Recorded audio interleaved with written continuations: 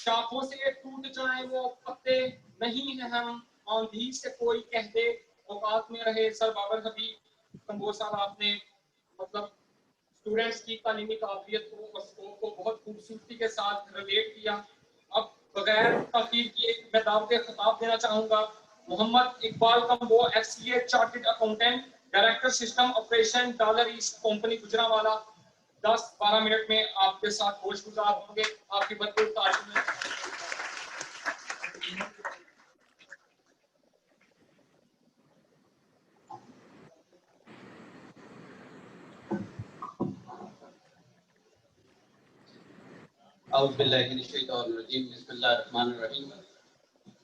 जिस तरह बाबर साहब ने अभी आप कैटेगरी वाइज 1 2 3 इस तरह किया, उसमें जो सबसे पहले उन्होंने चार्टर्ड अकाउंटेंसी का जिक्र किया, तो अल्लाह का शुक्र है कि मैं भी चार्टर्ड अकाउंटेंट हूँ। मैंने 2000 में क्वालिफाई किया था।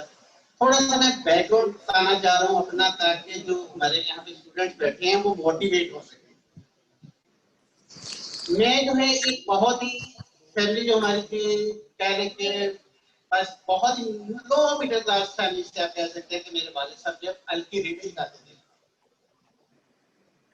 और सवा बदले का हमारा घर था कृष्णा नगर गुजरांवाला में, जहाँ पे हम रहते थे।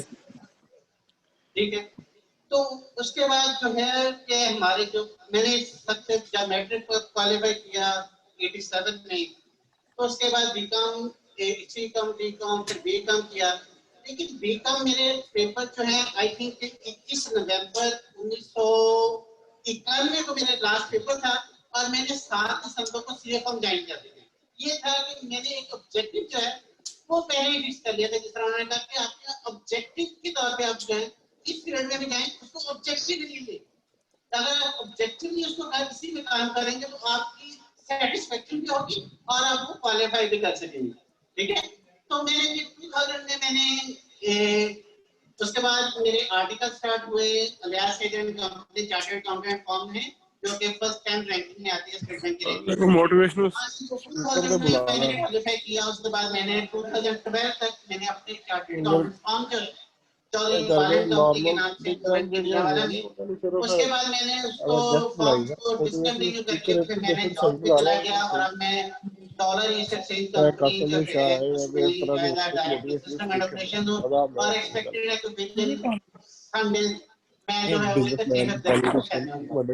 तो उसके बाद जो है इसके अलावा मैं जो कर रहा हूँ कि मैं गुजरांवाला में जो गुजरांवाला में गवर्नमेंट का मेडिकल जज्बा पैदा होगा हॉस्पिटल भी है, प्लस जो कॉलेज है गुजरांवाला मेडिकल कॉलेज और DHO हॉस्पिटल्स का मैं बोर्ड मेंबर भी हूँ। उसके अलावा मुख्तलिफ NGO हैं, मुस्लिम एक ट्रस्ट है और इस तरह की बाकी चीजें मैं कर रहा हूँ। तो ये प्रोफेशन है बेसिकली। सिर्फ आपको हार्ड वर्क होना चाहिए।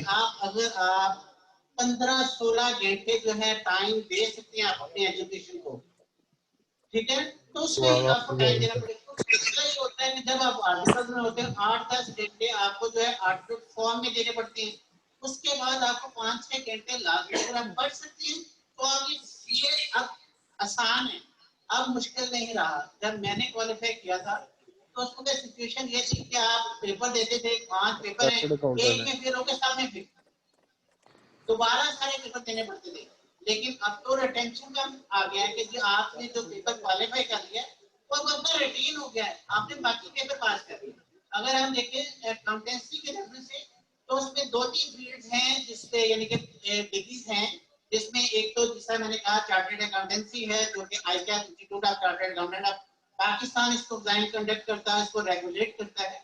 इसी तरह एक ACMA है जिसको कास्ट एंड मैनेजमेंट अकाउंटेंट कहते हैं, वो institute of cost and management accounting वो भी करते हैं, वो भी एक अच्छी अपॉर्चुनिटी आपके पास हो सकती है।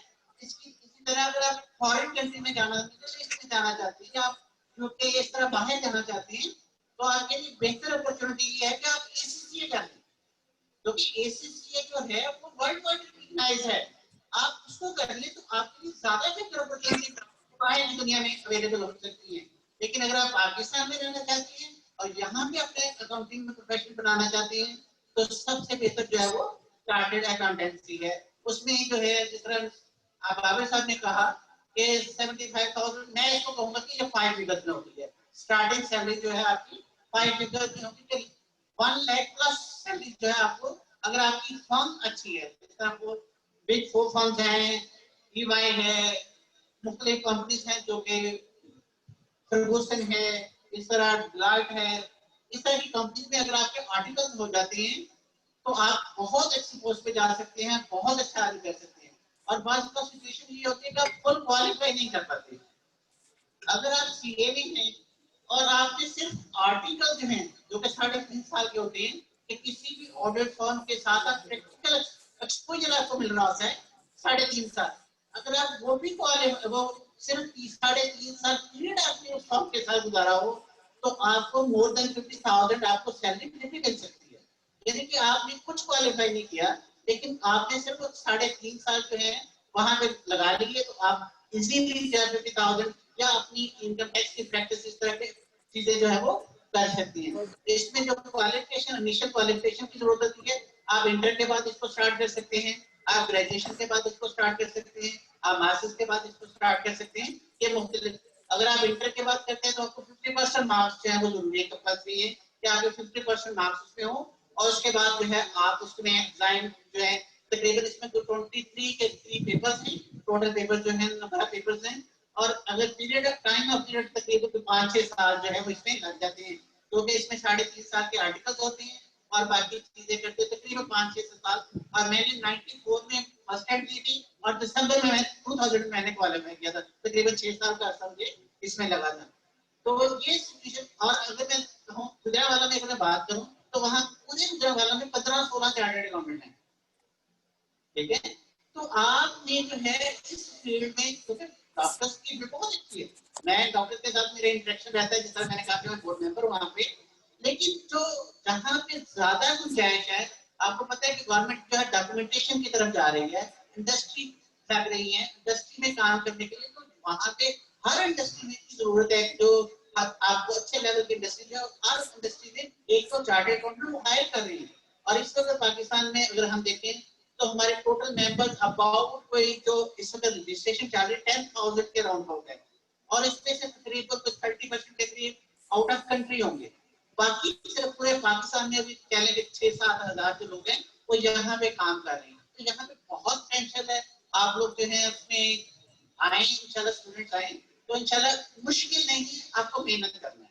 आप अगर, क्योंकि इसमें ये नहीं है कि बंदा कहे कि मैं फेल हो गया बस खत्म हो गया, नहीं, इसमें फेल भी होती है, ठीक है। तो आपने सिर्फ मेहनत करनी है, अगर आप मेहनत कर सकते हैं तो इसमें कोई मुश्किल नहीं है, बिल्कुल तुम कर सकते हैं। जब मैं अपने आप एक एवरेज स्टूडेंट जो है, मैं बहुत ज्यादा पढ़ाकू नहीं था, लेकिन मैं क्वालिफाई कर सकता, तो मैं समझता हूँ कि सारे लोग कर सकते हैं। इसलिए आप इस फील्ड में आए तो इंशाल्लाह सबको जो है अच्छा जो है हैंडसम जो है आपको सैलरी जो है वो पैकेज मिलेगा। आप अपने ऑडिट फंड बना सकते हैं, आप बिजनेस अच्छा तरीके से कर सकते हैं, अगर आप बिजनेस भी अपना स्टार्ट करना चाहें। तो इसी अल्फाज के साथ मैं शुक्रिया अदा करता हूँ मैनेजमेंट का, जिन्होंने मुझे, बल्कि मैं खुद इनवाइट की, मैंने खुद इनको कहा कि मुझे मैं बुलाएं, क्योंकि मुझे सिर्फ मैंने व्हाट्सएप पे जब वो कॉन्फ्रेंस देखा तो मैंने खुद अपना मैसेज लिखा कि मैं ये क्वालिफिकेशन है मेरी, आप मुझे बुलाएं। तो उन्होंने मुझे इनवाइट किया, थैंक यू। अगर आप किसी स्टूडेंट्स को सेपरेटली मुझसे डिस्कस करना हो तो उसके बाद जो है किसी वक्त भी आप मुझसे मिल सकते हैं। मेरा ईमेल एड्रेस जो है me.306@gmail.com है, आप मुझे मेल कर सकते हैं। नंबर मेरा 030087400402 है, आप मेरे साथ कांटेक्ट करना चाहें तो मेरे साथ कांटेक्ट कर सकते हैं। तो मैं आपके लिए किसी भी किस्म की हेल्प हो तो मैं आपके लिए हाजिर हूँ। Thank you very much.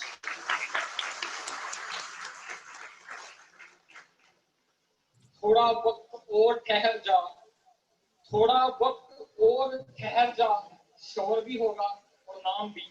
इसकी जिंदा मिसाल है मोहम्मद इकबाल कम्बोज, जो गरीब हालात में पैदा तो हुए लेकिन ना खुदा से शिकवा किया और ना गरीबी का रोना रोया, बल्कि तरक्की की मनाजिल को तय किया और आपके सामने सीए के पूरे सफर को उन्होंने 4-5 मिनट में कलमबंद किया। उसके बाद मैं बिला तखीर दावत खिताब देना चाहूंगा चौधरी उमर खालिद कम्बोह, जनरल सेक्रेटरी अंजुमन कम्बोहा पंजाब, जो कम्बोह कौम की तारीख पर मुख्तसरन सी आपसे गुफ्तगू करेंगे।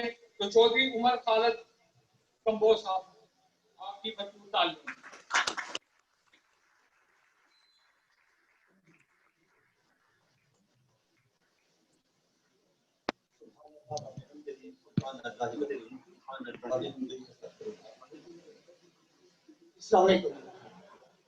मैं पंडाल में खुशामदीद कहता हूँ चौधरी तनवीर अहमद दोस्त कंबोज साहब जो कि चेयरमैन है शाहजोर टेक्सटाइल में, और माशाल्लाह इंटरनेशनल लेवल की जो कम्युनिटी है उनको एक प्लेटफॉर्म पे लेके आ रहे हैं।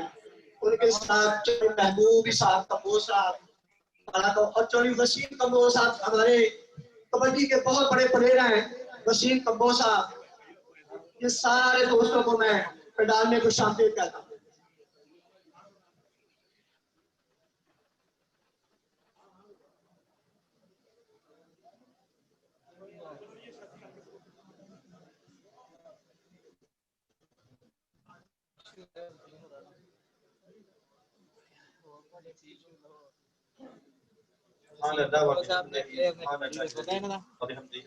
मैं जाना मेरा वीर वसीम है।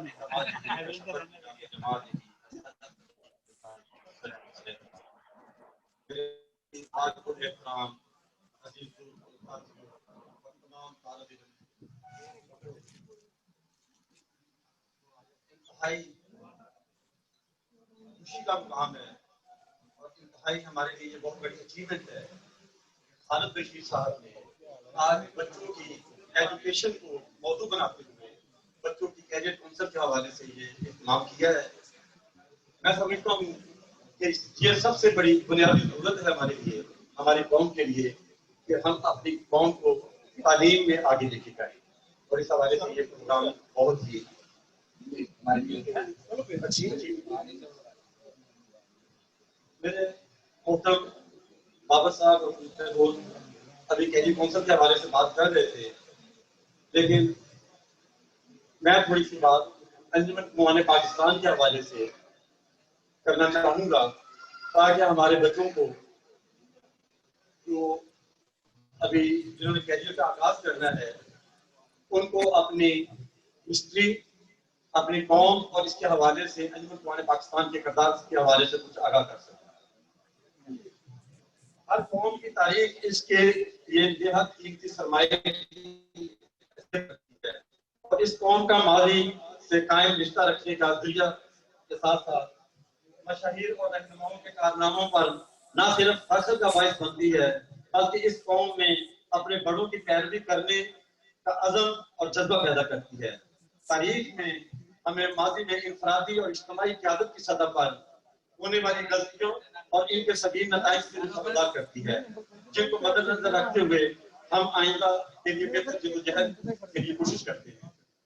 औलाद आदम के कदीमी हालात का बेहतरीन जायजा लेने का जरिया कलाम इलाही है, लेकिन दुनियावी लिहाज से बनी नौ इंसान की मुख्तलिफ अक़वाम के हालात जानने के लिए तारीख का मुतालिया नहायत ज़रूरी है।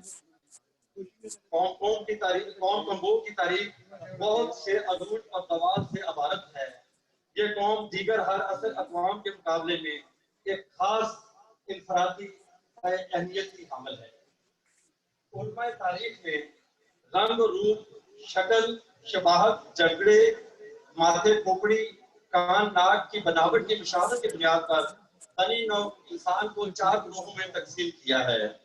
नंबर 1 आर्य नस्ल, नंबर 2 सामी नस्ल, नंबर 3 मेघोल नस्ल और नंबर 4 हबशी। इन 4 बनी नौ इंसान को 4 ग्रुपों में तकसीम किया है। लेकिन इसके अलावा एक पहचान जो हमारे एरिया में, एशिया में खास तौर पे, कि किसी कौम को किसी इलाके के हवाले से पहचाना जाए कि ये बलोची है, सिंधी है, पंजाबी है, पठान है, या किसी खास इलाके के खिलाफ पहचाना जाता है कि ये फलानी कौम है, ये सिंधी कौम है। और दूसरे नंबर पे कुछ कौमों की पहचान इस हवाले से होती है कि उनके बुजुर्गों ने कोई कारनामा अंजाम दिया, कोई खिदमत की, उनकी वो पहचान उसको आगे लेके चले कि ये फलान जो साहब है उनकी बात है। और तीसरे नंबर पे प्रोफेशन के हवाले से कि किसी को किसी के प्रोफेशन के हवाले से जाना जाए कि ये चला है, मुंशी है, कुम्हार है, इस वजह हवाले से। लेकिन अल्हम्दुलिल्लाह हमारी कौम एक ऐसी कौम है, ना सिर्फ के बड़ों के हवाले से इनकी पहचान है, बड़ों के कारनामों के हवाले से इनकी पहचान है, बल्कि इलाकाई हवाले से भी इनकी पहचान है। जब ये दुनिया टोटल ये 16 मुल्कों में मुश्तमिल थी, जबकि आज तकरीबन 250 के करीब है। उस वक्त भी मुल्क कंबोज इस दुनिया में मौजूद था, जब पूरी दुनिया का नक्शा 16 मुल्कों में मुश्तमिल था। और उस वक्त से लेकर आज तक कोई ना कोई रियासत, कोई ना कोई स्टेट, कोई ना कोई इलाका कंबो कौम के नाम से मंसूब जरूर रहा है। और आज भी जो कंबोडिया है, दुनिया के नक्शे में जो कंबोडिया का मुल्क है, वो कौम कंबो का आबाद करता है। लिहाजा हमारी कौम तारीखी लिहाज से, इलाकाई हवाले से और बड़ों के कारनामों के हवाले से दोनों तरफ से पहचान रखती है। दूसरी पहचान हमारी ये है कि सबसे पहले हमारी कौम आर्य नस्ल से तल्लुक़ रखते हैं हम, और हमारे बुजुर्गों ने वक्त एशिया से माइग्रेट करके ईरान और अफगानिस्तान के इलाके में सबसे पहले रियासत कायम की। ये तकरीबन 1000 कबल मसीह की ड्यूरेशन का टाइम है। इस तरह तकरीर में नहीं आना चाहिए, लेकिन मेरी रिक्वेस्ट है कि स्टूडेंट्स इस तकरीर को गौर से सुने। ये हमारी हिस्ट्री है कंबोडिया। अभी तक आपको पता होना चाहिए कि हमारा कबीला, हमारी बरादरी और हमारी नस्ल, हमारा एक दरख्शां एक माजी रहा है। और इंशाअल्लाह ताला उम्मीद है कि आप लोगों की शक्ल में हमें मुस्तक़बिल भी हमें पूरी तरह ताबिंदा और ताबनाक नजर आएगा। इसलिए सुकून से सुने और अच्छे तरीके से सुने। असल में ये एक बहुत वसी सब्जेक्ट है, जिसकी बड़ी लंबी बहस की जा सकती है। लेकिन मुख्तसरन मैं अपने खास तौर पे अपने बच्चों को, मेरे बुजुर्गों और भाइयों को तो पता होगा, लेकिन बच्चों को जो स्टूडेंट हैं उनकी अवेयरनेस के लिए, उनकी इल्म के लिए कि हमारा थोड़ा सा उनको हिस्ट्री के हवाले से पता चले, इसलिए मैं कोशिश कर रहा हूँ। तो ये है कि एक तो मैंने इलाके के हवाले से बताया, दूसरा ये है कि हमारे बुजुर्गों ने वस्त एशिया से माइग्रेट करके अफगानिस्तान और ईरान के इलाके में 1000 कबल मसीह में ये रियासत कायम की। और वो आगे चलता हुआ सिलसिला जुल्करनैन साइरस जिनको कहते हैं, उनके वालिद का नाम कंबोजिया था। जो वो कौम की हिस्ट्री में सबसे बड़ा नाम, पहला नाम हमें कंबोज का मिलता है, वो जुल्करनैन बादशाह के वालिद कंबोजिया अव्वल थे। कंबोजिया अव्वल के बाद उनके बेटे जुल्करनैन जब इक़्तिदार में आए, तो उनके कारनामों का आप इस तरह से अंदाजा कर सकते हैं कि उन्होंने इतना अजीम और इतने शानदार कारनामे अंजाम दिए और इतना काम किया उन्होंने उस वक्त कि पूरी दुनिया में मशरिक से मगरब तक उन्होंने हुकूमत की। लेकिन उस तमाम हुकूमत हासिल करने में, हुकूमत करने में उन्होंने लोगों की मदद की, क्योंकि ये बेसिकली ज़रतुश्त मजहब से तल्लुक़ रखते थे और उनका ये अकीदा था कि हमारे मजहब का मकसद ही लोगों की मदद करना है। लिहाजा बहुत सारे लोगों के मुख्तलिफ रहा है कि वो नबी थे या मतलब आम आदमी थे, लेकिन ये है कि वो एक अल्लाह के नेक बंदे थे, नबी वो नहीं थे। लेकिन उन्होंने काम इतने अच्छे किए और इतने बड़े काम किए कि जिसकी वजह से लोगों को ये गुमान होने लगा कि शायद ये नबी थे। लिहाजा उन्होंने उस वक्त अपने वक्त में पूरी दुनिया पर हुकूमत की। दुनिया पर इस वक्त तक 4 लोगों ने हुकूमत की है, जिनमें सुलेमान पैगंबर हैं, जिनको अल्लाह पाक ने हुकूमत अता की, और वो आपके सामने है कि उन्होंने जानवरों हर मखलूक में मतलब अल्लाह पाक ने उनको अबूर दिया। उसके बाद बख्त नसर एक बादशाह गुजरा है, जो जुल्करनैन से थोड़ा सा पहले का टाइम है। बख्त नसर बादशाह ने भी दुनिया को फतह करने की कोशिश की और इस हवाले से उसने काफी फतवात हासिल की, और उन्होंने यहूदियों को यरूशलेम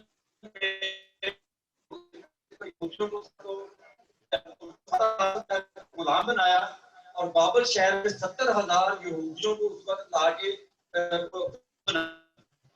और उनमें उस वक्त जब यहूदी बाबर शहर मतलब गुलामी थे और सख्त परेशानी के हालात में थे, तो उनमें एक दानियाल पैगंबर भी गुजरे हैं, जिन्होंने अल्लाह पाक की तरफ से उनको इशारा मिला, हुक्म मिला कि आप अपने एलची जो है वो जुल्करनैन के पास भेजें, वो आपकी मदद करेंगे।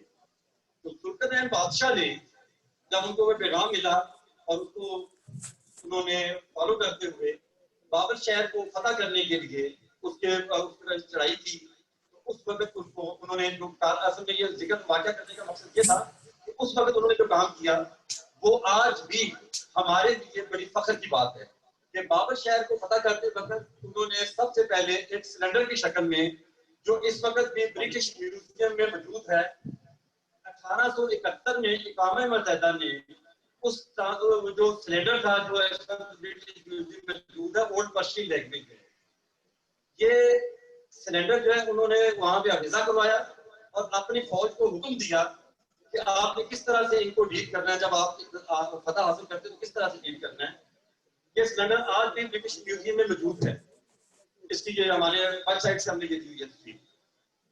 तो उन्होंने उस वक्त उन्होंने कहा, अपनी फौज को हुक्म दिया कि आपने बुजुर्गों पर तलवार नहीं उठानी, आपने किसी मजहबी टेम्पल को नुकसान नहीं पहुंचाना, आपने किसी औरत पर हाथ नहीं उठाना, अगर बादशाह गिरफ्तार हो जाए तो उसके साथ सलूक बादशाहों वाला करना है। इस दौरान में बादशाह का बेटा कत्ल हो गया, जब उन्होंने फतवात हासिल की तो उन्होंने बकायदा उसके लिए शोक का ऐलान किया। मतलब ये कहने का उस वक्त उन्होंने जो चार्टर ऑफ मतलब जो बाद में चार्टर ऑफ ह्यूमन राइट्स का हिस्सा बना है, जो 1971 में अक़वाम मुत्तहिदा ने बकायदा जो charter of human rights rise किया है दुनिया में, उन्होंने इसको मतलब बुनियाद बनाया इसको एक जगह। इसके अलावा जुल्करनैन बादशाह ने, आपने ये याजूज माजूज का सुना होगा, उनके लिए तहसील ताबीर कराई। कुछ लोगों ने उनको शिकायत की कि हमारे लिए ये मखलूक उतरती है जो हमें बहुत ज्यादा नुकसान करती है और हमें हमारी मदद करे, लिहाजा उन्होंने उनकी मदद के लिए वो उस वक्त दीवार ताबीर कराई थी जिसका जिक्र कुरान पाक में है। इसके अलावा सिखों का जो सिस्टम राइज हुआ उस वक्त करेंसी के तौर पर तजारत के लिए उन्होंने का शुरू किया हुआ है। इस तरह बहुत सारे उन्होंने कारनामे अंजाम दिए और दुनिया में आज भी उनको एक अच्छे नाम से और अच्छे और हमारे लिए एजाज की बात है कि कुरान पाक में भी उनका जिक्र अल्लाह पाक की तरफ से अच्छे अल्फाज में है। इसके बाद जुल्करनैन बादशाह के बेटे का नाम कंबोजिया दोइम था। कंबोजिया दोइम इख्तियार में आया और मिस्र में उस वक्त ये जो गाय की परस्ती का मामला चल रहा था, ये इशू चला और उसने उसको जाके वहां पे खत्म किया और इसी तरह ये फतवा और ये मामला चलते रहे। और इसके बाद ये इख्तियार जो है उसकी इसी नस्ल के लोगों से, इनके दूसरे खानदान में इनके दादा की औलाद थे तारिश, जिनको तारिश अव्वल, तारिश दोन, तारिश दोइम हम कहते हैं, ये उस सिलसिले यहाँ पे चलता रहा। लिहाजा ये थ्रू और वहां से ये जब माइग्रेशन हुई आगे वक्त चलता रहा और माइग्रेशन हुई तो बड़े सगीर में जब ये लोग दाखिल हुए हैं तो रौ मुज़फ्फर तारीख राजपूत में एक जगह जिक्र करते हैं कि जब के मतलब आर्यन वहां से माइग्रेट करके बड़े सगीर में एंटर हुए हैं तो शुरू में जो रियासतें हुई उनमें एक बहुत रियासत भी मौजूद थी। और ये रेफर कर रहा है एक तारीख राजपूत लिखने वाला बंदा, मतलब ये किसी कंबो की रेफर की लिखी बात नहीं है। तो यहीं से ये लोग आगे बढ़े और ये सिलसिला आगे बढ़ते हुए हिंद चीनी और आज वो कम्बोडिया की शक्ल में कौम कंबो का आबाद करदा मुल्क मौजूद है आपके सामने। और ये जो जम्मू कश्मीर का इलाका, ये हमारा जो काबल का इलाका, इस एरिया में कम्बोज रियासत बकायदा मौजूद रही है दुनिया के नक्शे के ऊपर। लिहाजा इसके अलावा महाभारत में 38 मरतबा कौम कंबोज का जिक्र है। 38 मरतबा इस कौम को एक जंगजू कौम के तौर पे पेश किया गया है महाभारत में, जो कि हिंदुओं की एक मजहबी मतलब बहुत बड़ी किताब है। और उस हवाले से उसमें राजा दक्षिण कंबोज ने उस वक्त अपने मतलब 1 लाख कंबो फौज के साथ उसमें शमूलियत अख्तियार की थी और वो बहुत मतलब नुमाया उसमें कारनामे उन्होंने सरअंजाम दिए। ये तो वाकयात जब आगे बढ़े हैं तो इसको थोड़ा सा मुख्तर करते हुए बड़ी डिटेल में बात जाएगी। बात यह है कि ये तो सिलसिला चलता रहा, लेकिन कौम कंबो में जो चीज आपके मतलब मालूमात के लिए बताना चाहता हूँ कि सबसे पहले जो इस्लाम कबूल किया है वो हाजी शेर दीवान थे। हमारी कौम कंबो में पहले इस्लाम कबूल करने वाली शख्सियत हाजी शेर दीवान है, जिनका अरफाला में मज़ार है। ये राजा महिपाल के बेटे थे, राजा श्री राम की 7वीं नस्ल में महिपाल थे, उनके ये बेटे थे। और ये सन 99 हिजरी की बात है जब इन्होंने इस्लाम कबूल किया। सन 93 हिजरी में जब मोहम्मद बिन कासिम मुल्तान तक फतवात करते हुए आया तो इसके गिरदोनवा में उस वक्त राजा महिपाल की हुकूमत थी। उन्होंने तो उस वक्त इस्लाम नहीं था यहाँ पे, उन्होंने मुल्तान के राजा की मदद करते हुए उनको सपोर्ट किया। लेकिन जब इस्लाम को अल्लाह पाक ने इस्लामी फौज को फतवात दी, कामयाबी दी, तो मुल्तान की फतह के बाद जब इनकी बारी आई तो उन्होंने कहा कि भाई आप हमारे साथ या तो फिदिया दें, हमारी अताअत कबूल करें, या फिर आप इसको मतलब हमारे साथ जंग के लिए तैयार हो जाए। ये इस पोजीशन में नहीं थे जिसके लिए उन्होंने इनको शर्त रखी कि आप हमें वो आप इसका 10 दिया देंगे और उस वक्त तक जमानत के तौर पे आप हमें अपना एक कोई ना कोई शहजादा जो है वो हमारे पास देंगे जमानत के तौर पे, जिसमें राजा सतपाल जो उनके बड़े भाई थे, ये उस वक्त छोटे थे उनसे, तो उन्होंने राजा महाचावर इनका नाम था, इनको उन्होंने भेजा उनके पास कि आप मतलब इनको उस वक्त तक अपने पास रखें, लेकिन उन्होंने इनको शिफ्ट कर दिया। उस वक्त के खलीफा वक्त सन 99 तकरीबन ये अपना हजरत उमर बिन अब्दुल अजीज का दौर शुरू हो चुका था, तो हजरत उमर बिन अब्दुल अजीज की इन्होंने खिदमत पेश कर दिया। उन्होंने जब इस बच्चे को, इस नौजवान को देखा तो वो बड़े मुतासर हुए कि बड़ा ज़हीन और बड़ा काबिल बच्चा है, तो उन्होंने अल्लाह पाक से दुआ की कि अल्लाह पाक इसको हिदायत दे, जिसके नतीजे में वो उनकी तरबियत, उनकी सोबत में रहे और वहां से उन्होंने इस्लाम कबूल किया। इस्लाम कबूल करने के बाद वापस आके उन्होंने बाकायदा इस्लाम की तबलीग शुरू की और यहाँ पे लोग उनके इस इस्लाम की दावत में मुसलमान होना शुरू हो गए। और उसके बाद जब यहाँ पे जो कुफार थे, गैर मुस्लिम थे, उनको इस चीज की तकलीफ पहुंची तो उन्होंने उनको शहीद कर दिया। जब उनको शहीद किया गया तो उनकी एक छोटी बहन थी, कंगन ब्राह्मण उनका नाम था, कंगनपुर उनके नाम पे है। उन्होंने उनकी बहन ने भी इस्लाम कबूल कर लिया हुआ था। जब उनको पता चला कि ये मेरे भाई को शहीद कर दिया तो उस परेशानी में या उस गम में उन्होंने वो किला कि उस वक्त दीवार से छलांग लगा के बहुत फौत होगी और दोनों बहन भाइयों का मजार इस वक्त इकट्ठे ही वहां पे मौजूद है। तो ये है दूसरे नंबर पे कि हम इस्लाम में हमारे में सबसे पहली जो शख्सियत इस्लाम में दाखिल हुई है वो हाजी शेर दीवान है। इसके बाद जब सिलसिला आगे बढ़ता है तो बहुत से मखदूम समाउद्दीन और बहुत से औलिया इकराम को वो कौम में से गुजरे हैं जिनका तफसीली जिक्र जो है वो मुमकिन नहीं है, लेकिन मैं उनके नाम आपको ले देता हूँ। इसमें हाजी शेर दीवान के अलावा हजरत शेख मऊद्दीन हैं, हजरत शेख अब्दुल्ला शाह बियाबानी हैं, शेख नसीरुद्दीन देलवी हैं, हजरत शेख इसहाक कम्बू हैं, इलामा शेख जमाली हैं, हजरत शाह रूहुल्लाह मोहम्मद मसूद हैं, हजरत ख्वाजा जान मोहम्मद चिश्ती हैं, इसके अलावा ख्वाजा गुलाम कासिम कम्बू हैं और इस तरह मुफ्ती आजम शेख अल हदीस अलामा कम्बू अमवी हैं। बहुत सारे ऐसे बुजुर्ग जिन्होंने बहुत सारी दीन के लिए खिदमत सर अंजाम दी और वो उसका जिक्र 2006 में अहमद शीख राणा ने तारीख राजपूत लिखी है, तो उसने असल में थोड़ा सा शो करने की कोशिश की कि वो भी राजपूत है जिससे हम इस्तेमाल नहीं करते, क्योंकि राजपूत और दोनों ही बड़े सगीर के लफ्ज़ हैं, इनका हिस्ट्री से कोई ताल्लुक नहीं है। तो उसने हमें शो करने की कोशिश की और उसने हमें उस किताब में भी हमारे औलिया किराम का जिक्र ऐसा कम्बो राजपूत किया हुआ है। इसके अलावा शेर शाह सूरी के वज़ीर आज़म कम्बो थे। जैसे जैसे ये मामला आगे बढ़े तो मैं इसको थोड़ा आगे लेके जाता हूँ। तो इसमें अकबर ने जब दीन इलाही का जिक्र किया उस वक्त हमारे एक जनरल शहबाज खान थे जिन्होंने मस्जिद मधाबत खान पेशावर वाली बनाई है। उन्होंने उस वक्त जब उन्होंने दीन इलाही का ऐलान किया तो वो उस वक्त के जर्नैल थे उनके, जिन्होंने बड़े दरबार में उनको इस बात से इनकार किया कि ए बादशाह सलामत, हम मुसलमान हैं, हमने मरना है और अल्लाह को जवाब देना है, लिहाजा हम तुम्हारे दीन इलाही को नहीं मानते, ये जो तुम कर रहे हो उसको हम नहीं मानते। तो इस तरह से लाहौर, पेशावर, बंगाल, मुल्तान, मुख्तलिफ इलाकों में वो गवर्नर गुजरे हैं इस दौर में जो मुगलिया दौर है। मुगलिया दौर के गुजरने के बाद हमारी कौम के जो फौज से ताल्लुक रखने वाले लोग थे वो इनको मंगोल को बहुत मजबूत करते थे।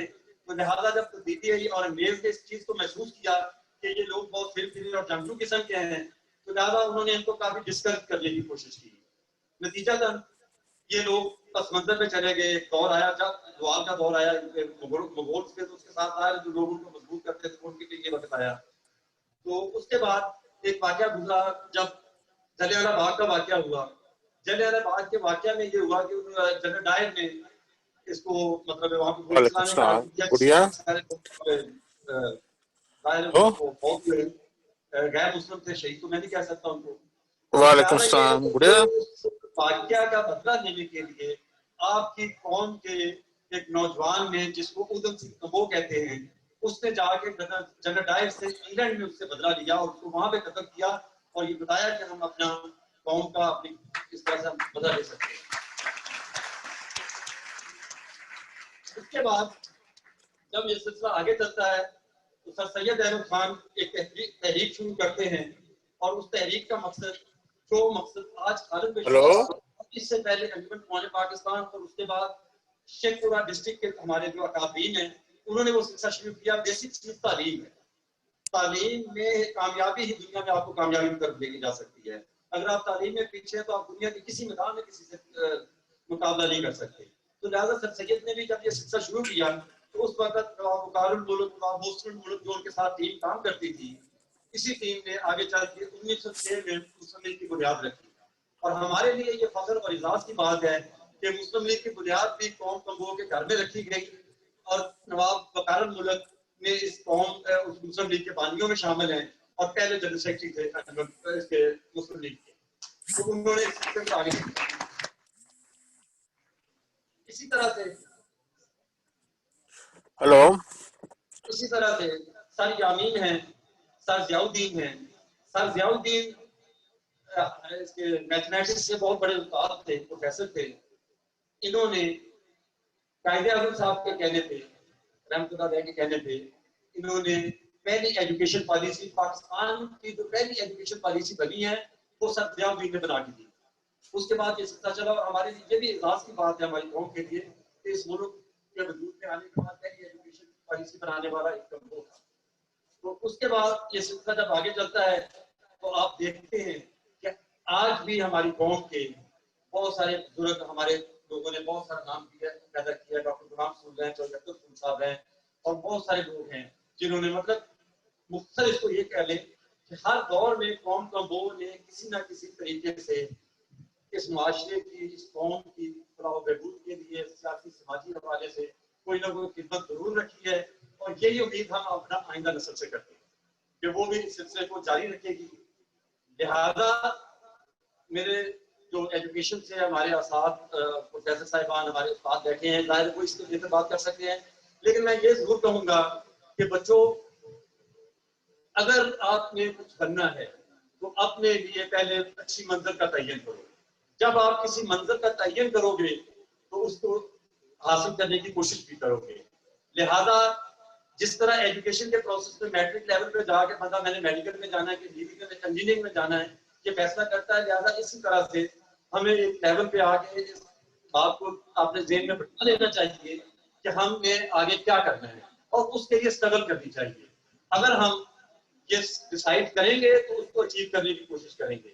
अगर हमारे ज़हन में कुछ नहीं है तो इसका मतलब हमारे पास कोई मंजिल नहीं है, उसके लिए कोशिश नहीं करेंगे। लिहाजा ये हमें जहाँ से हमारा ये मैट्रिक का या मतलब आज आपको मिडिल से शुरू हो जाता है और हो सके तो बचपन से ही वालिदैन को चाहिए कि बच्चों को मोटिवेट करें कि वो उनका माहौल देख के, रुझान देख के उस तरफ उनको तरबियत करें ताकि वो बच्चे उस चीज को अपना टारगेट बनाएं और उस टारगेट को अचीव करने की कोशिश करें। अच्छी मंजिल के लिए आप तैयार करेंगे तो आप लाजमी तौर पे उसको अचीव करने की कोशिश करेंगे और अगर कामयाब होते हैं तो बड़ी अच्छी बात है, नहीं तो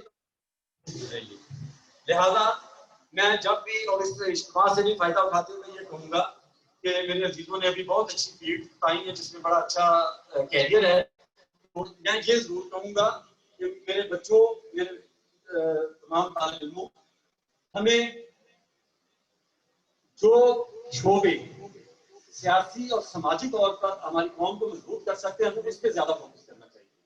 हमें जुडिशरी में जाना चाहिए, हमें फौज में जाना चाहिए, हमें मीडिया में चाहिए। वो शोबे जिनके में हम अपने लिए कुछ करें ही लेकिन अपनी कौम के लिए कुछ कर सकेंगे। कुछ शोबे ऐसे हैं कि जिनमें आप अपने फील्ड की हद तक तो बहुत मजबूत होते हैं लेकिन आप किसी के लिए कुछ नहीं कर सकते। लेकिन हमें बहुत ज्यादा जरूरत है हमारी कौम को कि हम इंतजामी महकमों में जाएं, हम फौज में जाएं, हम अदलिया में जाएं और हम मीडिया में और दूसरे जो लीगल अदारे जरूरत है इनके जाएं। यकीनन इसमें हम अपनी कौम अपने साथ साथ अपनी कौम के लिए कुछ कर सकेंगे। लिहाजा इसी चीज को हमें खास करना चाहिए कि आइंदा मुस्तकबिल में एक अच्छा कौम को समाजी और सियासी तौर पर कामयाब करने के लिए, मजबूत करने के लिए हमें ऐसे शोबों में जाना चाहिए जो हमारी कौम को आगे लेके चले, हम किसी के काम आ सकें। मैं एक छोटी छोटी मिसालें आपको दूंगा, हो सकता है उससे आपको किसी बच्चे को कुछ हेल्प हो। ये हमारे वक्त इस वक्त मेरे पास जो लिस्ट है 7-8 के करीब हमारे जज साहिबान हैं जो ऑन ड्यूटी हैं। तो उसमें मैं जिक्र करना चाहूंगा इसलिए कि उनमें एक बच्चा ऐसा है, खुद को अपनी स्टोरी बताते हैं जज साहब। एक बच्चा ऐसा है कि मैट्रिक लेवल पे वो बिल्कुल पढ़ने से बागी थे। वालिदैन की ख्वाहिश होती है कि बच्चों पढ़ो, लेकिन वो तवज्जो नहीं कर रहे थे। तो एक दिन ऐसा आया कि उसके वालिद साहब कहने लगे कि भाई तुमने तो पढ़ना नहीं है, तो चलो कुछ काम करो। मैं ये बात इसलिए कर रहा हूँ कि हो सकता है कि कुछ बच्चे इस लेवल पे भी होते हैं, कोई लापरवाही कर रहे होते हैं। तो मैं बताता हूँ कि जब बंदा कोई चीज ठान लेता है, कोई मतलब वो फैसला कर लेता है, तो फिर उसको किस तरह अचीव करता है। तो उसने तो उसके वालिद ने कहा अच्छा तुमने पढ़ना तो नहीं है, तो मैं तुम्हें ऐसा करता हूँ कि चलो तुम किसी काम पे डालता हूँ तुम्हें। तो वो उसको एक हलवाई की दुकान पे ले मिठाई का उसने काम, मिठाई उसने कौन सी जादू बनानी थी। उसने कहा चलो हमारे जो बर्तन है उसको मान लो, 7 लोग जो हलवाई की दुकान पे थे, उसने तो 10-15 दिन उससे बर्तन मंगवाए। तो कहता कि मुझे बड़ी शर्म आई थी यार, ये तो बड़ी ज़लालत है, मतलब तो मैं तो ये नहीं काम कर सकूंगा। तो कहता कि मैंने अपने वालिद से कहा कि मेरे हाथ जुड़े हैं, मैंने मुझे वापस हटा दें तो मैं पढ़ूंगा। वो बच्चा जब पढ़ना शुरू हुआ तो फिर उसने इस तरह से मेहनत की, वो झटका लगने के बाद कि 2009 में जुडिशरी का इम्तहान हुआ, 850 लोगों ने उसमें पार्टिसिपेट किया, 38 सीटें थी, एडिशनल डिस्ट्रिक्ट एंड सेशन जज की। और वो 2009 में एडिशनल डिस्ट्रिक्ट एंड सेशन जज मुंतखब हुआ, उन 38 सीटों में कामयाब होने वाले बच्चों में था वो बच्चा जो तारीख से बाहर था। इसी तरह एक और जिक्र करूंगा, एक मेरे बड़े मतलब अजीज हैं, मैट्रिक में कंपार्ट आ गई। मैट्रिक में जब कंपार्ट आई तो कहने लगे कि यार मैंने तो नहीं पढ़ना, मतलब वो उसने कंपार्ट के लिए एग्जाम नहीं दिया क्लियर करने के लिए। तो मैंने ये काम करना है, रेडियो टीवी का उस दिनों बड़ा रूल था इस काम का, जितना आज कंप्यूटर का है। तो कहने लगे कि मैंने कंप्यूटर का काम करना है। तो वो पाकिस्तान ने कहा कि ठीक है, उसके वालिद ने कहा कि ठीक है आप मतलब ये कर।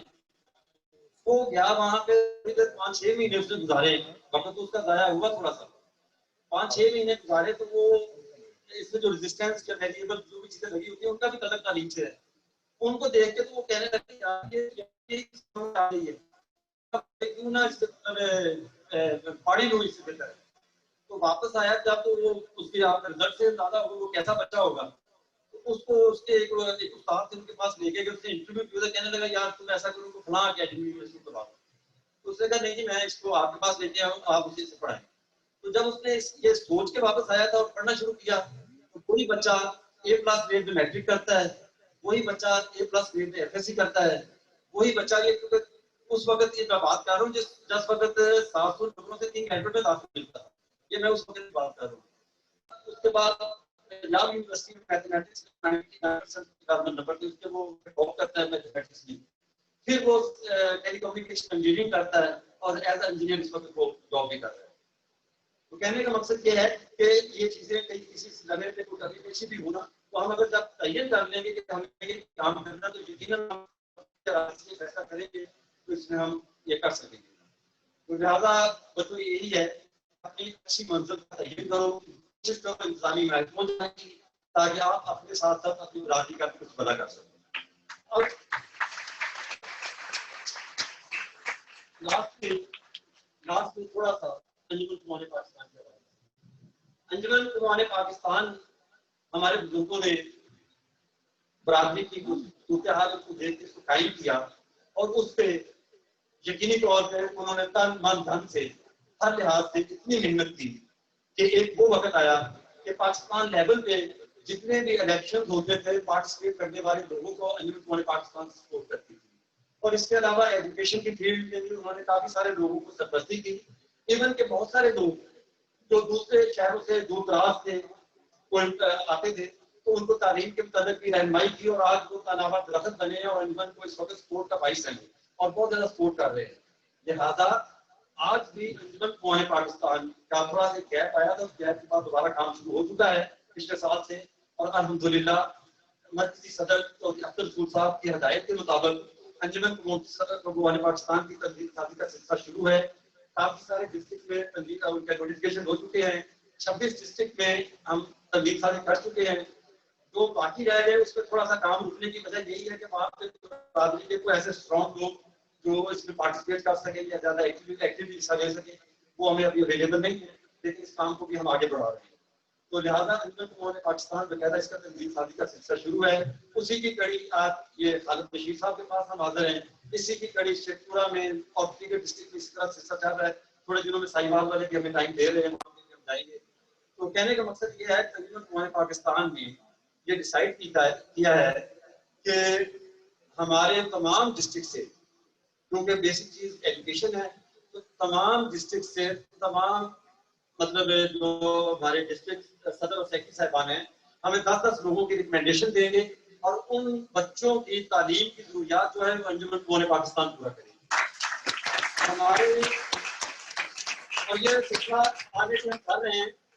ये हमारे मतलब अल्लाह पाक को जज़ात है, हमारे दोस्त हैं वो इसमें काफी हमें सपोर्ट कर रहे हैं। उन्होंने 2 साल पहले हमें 7 लाख रुपया दिया था इस मकसद के लिए।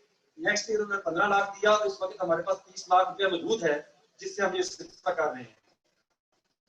मुझे पिछले दिनों खालिद बशीर साहब ने बच्चे की रिकमेंडेशन भेजी, अमीन साहब ने भेजी, लेकिन वो बदकिस्मती से हुआ ये कि हमने ये खुद इनसे कहा था कि हमें 10-10 बच्चे थे, लेकिन हुआ ये कि वो हमारा जो सिलसिला पहले कर रहे थे वो हम मैट्रिक लेवल तक बच्चों को सपोर्ट कर रहे थे।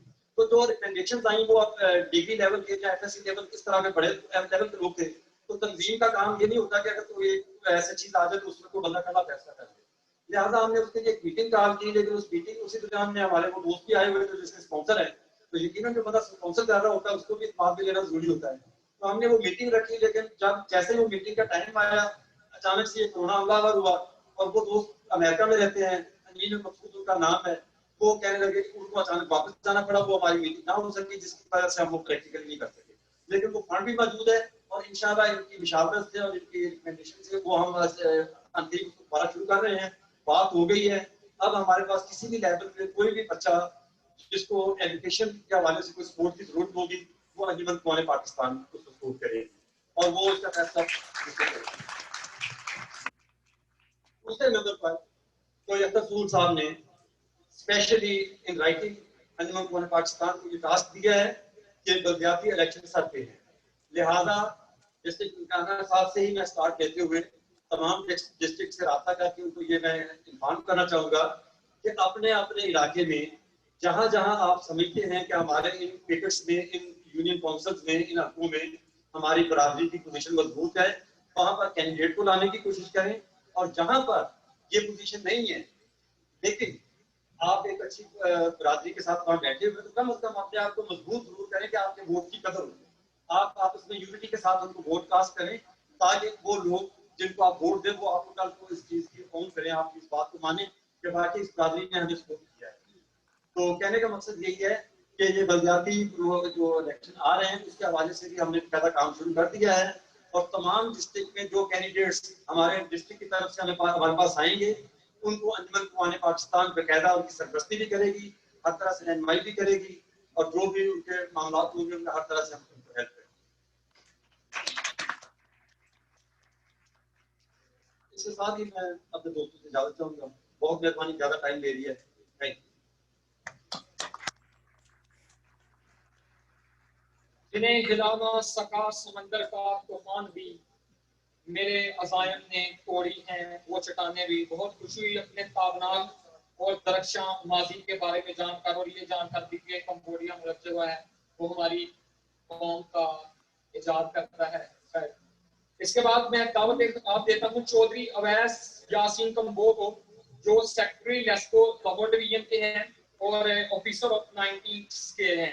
चौधरी अवैस यासीन कंबो, आपकी बदबू तारीफ।